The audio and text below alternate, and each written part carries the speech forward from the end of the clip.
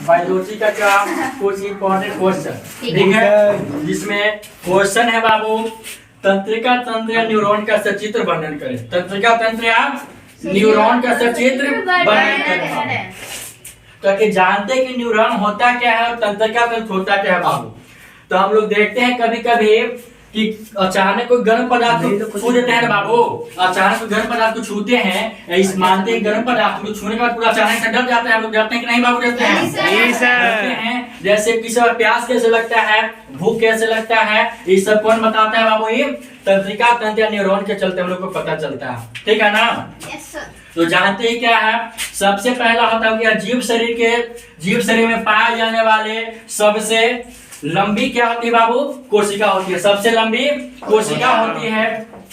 यह तंत्रिका तंत्र का ही संरचना एवं यह क्रियात्मक और संरचनात्मक इकाई होता है।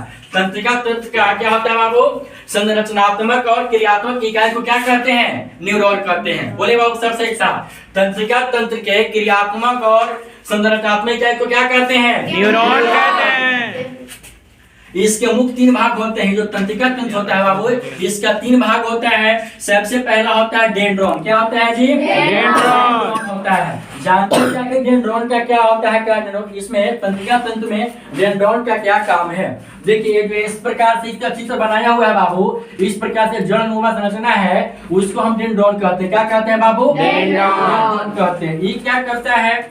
तो सबसे पहले क्या करता है कि हमारे मस्तिष्क जो हमारे बॉडी में, हमारे जो शरीर में बाबू, जो संवेदना के द्वारा, जैसे आंख मुंह निश्चल के द्वारा जो संवेदना जाता है बाबू, यानी जो अंदर की ओर सूचना जाता है, सबसे पहले किसको प्राप्त होता है? इस डेंड्रॉन को प्राप्त होता है। किसको प्राप्त होता है बाबू? डेंड्रॉन को। इस गर्म पदार्थ को हम ऐसे पकड़ लिए तो हमको लाइक अच्छा ही लगता है, बहुत गर्म पदार्थ है, ये कौन बताया? तो सबसे पहले डेंड्रॉन के पास गया। किसके पास गया बाबू? डेंड्रॉन के पास गया। इस डेंड्रॉन के पास जाने के बाद में ये जो ऐसे पेंट किया हुआ है बाबू, इसको बोलते हैं साइट्रॉन। क्या बोलते हैं? साइट्रॉन। तो सबसे पहले सूचना, बाहर से सूचना सबसे पहले किसके पास में गया बाबू? डेंड्रॉन के पास में गया। किसके पास में गया? डेंड्रॉन के पास में गया। और उस डेंड्रॉन के पास में जाने के बाद ये डेंड्रॉन यहाँ से सूचना लेकर के बाबू इस साइट्रॉन के पास लेकर गया। किसके पास में? साइट्रॉन के पास ले गया। इसके बीच में लेकर गया बाबू। इसमें इस बीच में एक केंद्रक पाया जाता है। क्या पाया जाता है बाबू? केंद्रक भी पाया जाता है। जब दूसरा पहला बार में किसके पास में सूचना गया बाबू? डेंड्रॉन के पास में गया। फिर यहाँ से सूचना जाने के बाद बीच में गया, यानी किसके पास में गया? साइट्रॉन के पास में। किसके पास में गया बाबू? साइट्रॉन के पास में गया।